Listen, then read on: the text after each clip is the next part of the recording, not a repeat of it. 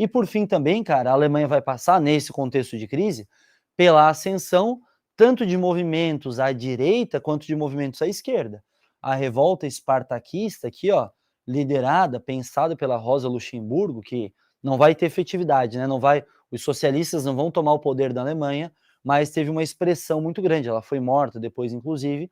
Então a Alemanha está imersa em não só uma crise econômica, mas uma agitação política muito grande, uma crise política muito grande, tá certo? Pedrão mandou aqui, professor, durante os anos de recessão americana, houve uma expansão maior do modelo ou da ideia socialista? Pedrão, assim, cara, nos Estados Unidos, saiba que o socialismo ele sempre engatinhou assim. Os Estados Unidos eles têm sim os seus núcleos socialistas, mas o capitalismo ele é muito consolidado, né, ideologicamente entre os norte-americanos. Então, vamos pensar no seguinte: comparado a outras épocas, sim, mas comparado a outros países, não. Entendeu, né? Pensar, ah, houve um rápido crescimento do socialismo, do ideal socialista nos Estados Unidos? Houve. Nada que se compare a outros países, nada que se compare, por exemplo, ao cenário europeu, ao cenário russo mais tarde também. Mas, para a lógica norte-americana, até houve uma rápida aceleração assim. Beleza? Entendido? Então, cara, como nós já sabemos, essa crise, essa grande crise que a Alemanha vai viver, ela vai se reverberar também em uma inflação. Antes da gente falar sobre o putsch da cervejaria, essas imagens aqui elas são muito icônicas, né? As crianças brincando com dinheiro, o dinheiro sendo varrido aqui das ruas da Alemanha durante a República de Weimar. Por quê? Essa hiperinflação, cara, ela gerava coisas bizarras, assim. Por exemplo, o cara tem que comprar pão com um carrinho de mão pela desvalorização enorme do dinheiro. O marco alemão, ele passou a ser impresso só em um lado, porque era mais caro fazer o dinheiro do que o dinheiro valia. Então havia impressão da moeda só em um lado, por exemplo.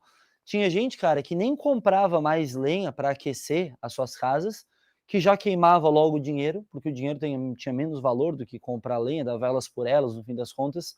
Então é nesse cenário de crise, e se aproveitando do que aconteceu em 1922, lembra, né? Lá da marcha sobre Roma, é que Hitler, com seus apoiadores, com os nazistas, vão tentar fazer a mesma coisa. Se deu certo lá com o fascismo, pode dar certo na Alemanha nazista também. Então, em 1923, é organizada uma também tentativa, uma espécie de marcha sobre Roma, assim, né? Só que em Munique, o putsch da cervejaria, ou o golpe da cervejaria, né? Cervejaria porque era o lugar de encontro dos nazistas na época, se reúnem, tentam tomar o poder, só que se deu certo com Mussolini, deu totalmente errado, com Hitler. O Hitler, inclusive, vai ser preso, e é na prisão, é nesse contexto ainda da República de Weimar, que o Hitler vai escrever a sua autobiografia, sua obra principal, né? A grande síntese do que foi o nazismo, a grande síntese ideológica, assim, do nazismo. É nesse livro aqui, cara, que até pouco tempo atrás ele era proibido, ele não era publicado, ele não era vendido, mas alguns anos atrás, em 2015, se não me engano, ele virou domínio público. Então é um livro que hoje ele é aberto, assim, né? As pessoas elas podem encontrar. Tem edições até que são comentadas. Era uma discussão muito grande na época que virou domínio público. Tá, e aí, Dudu? Dá para vender? Os caras vendem assim o Mein Kampf? Não, uma livraria, não. Havia uma discussão se era necessário a proibição ou não. O que é um certo consenso, assim, dentro da historiografia? Que não há problema em usar isso como um documento histórico, até porque é um documento histórico muito importante, né? Para a gente entender todos os males que o nazismo tinha como ideologia e também as suas consequências. Agora, é necessário ler ele à luz de um conhecimento histórico, assim. É ler um desavisado totalmente, por exemplo, pode se tornar até alguma questão perigosa, tá certo? A leitura dessa obra aqui. Mas no fim das contas, cara, o que é o Mein Kampf? É um livro, em partes, autobiográfico do Hitler e um livro, em partes, uma base ideológica, assim. É onde ele explica principalmente o seu antissemitismo, a sua ideia do espaço vital, a ideia de necessidade da expansão territorial norte-americana, o antissemitismo também, que é esse movimento contrário a etnia judaica. Lembra que semita é a etnia, a origem étnica judaica. Então, tudo isso com base em muitos erros científicos, muitos erros históricos, o Hitler vai construir a sua obra na prisão. Mas quando ele sai da prisão, cara, a Alemanha ela já se encontra num contexto econômico muito diferente. Se lá no começo dos anos 20 a crise estava enorme na República de Weimar, quando ele sai da prisão, já não vai ter uma crise tão grande assim, até porque existia um plano de recuperação da economia norte-americana, chamado Plano Davis, que teve certo sucesso. De mais ou menos, né, 1925 até 1929, a economia alemã ela vai ter uma certa recuperação. E no contexto dessa recuperação, o nazismo vai perder muita força, cara. Porque assim como Mussolini ganhou força na crise, o Hitler também se fortaleceu na crise. Só que se agora a Alemanha já não está mais em crise, esse discurso autoritário, esse discurso do Hitler já perde muita força. Vai recuperar a sua força, como nós comentamos, por conta disso aqui, né? Vai recuperar a sua força por conta da crise de 29. Então, tá, Dudu, dá para afirmar que a crise de 29 foi preponderante para a ascensão do Hitler ao poder? Aqui sim, realmente. No caso do Hitler foi. Por quê? Porque com a crise de 29, a mesma ideia de crítica que havia aos socialistas e ao liberalismo vai se fortalecer ainda mais. A ideologia, a visão ideológica do Hitler é muito parecida com a do Mussolini, né? Acrescentado a isso, inclusive, o antissemitismo. O que vai ser pensado? Bom, Hitler, sim, é um cara contrário aos socialistas e também é um cara contrário ao liberalismo, como nós tínhamos comentado. E a crise de 29, ela é uma crise do liberalismo, no fim das contas.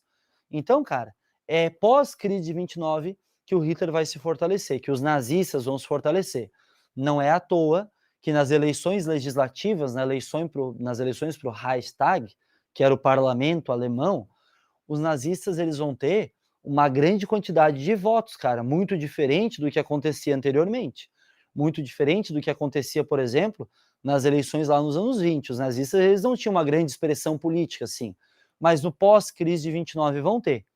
E com essa grande quantidade de votos, assumindo quase maioria, eles formam, não tinha maioria total no Congresso, né? Mas formam alianças com alguns outros partidos que não eram necessariamente apoiadores do nazismo, mas por hora embarcaram nessa onda aí, principalmente porque o Hitler era um cara visto como alguém que iria contra o fortalecimento do socialismo, alguém que iria combater as consequências da crise de 29, as consequências do Tratado de Versalhes. Então, alguns partidos embarcam junto com a proposta nazista e o Hitler, em 33, ele se torna primeiro-ministro. E percebam bem, Hitler se torna primeiro-ministro por vias democráticas, cara. Inclusive, existe uma frase clássica para definir esse contexto aqui, que é a seguinte: Hitler chega ao poder usando as escadas da democracia e, ao chegar ao poder, joga a escada fora. O que quer dizer? Que Hitler até faz um processo, de certa forma, democrático para chegar ao poder. Os nazistas vencem, tem maioria nas eleições aqui. Hitler vai ser eleito o primeiro-ministro. Agora, daqui para frente, ele joga a escada fora. Por quê? Porque ele é primeiro-ministro, né? Ele não tem poderes totais.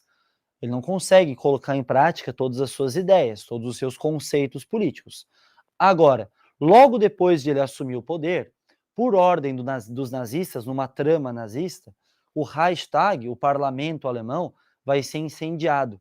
E esse incêndio do Reichstag aqui, vão colocar como culpa, os grandes culpados assim, vão ser os socialistas, vão ser os judeus.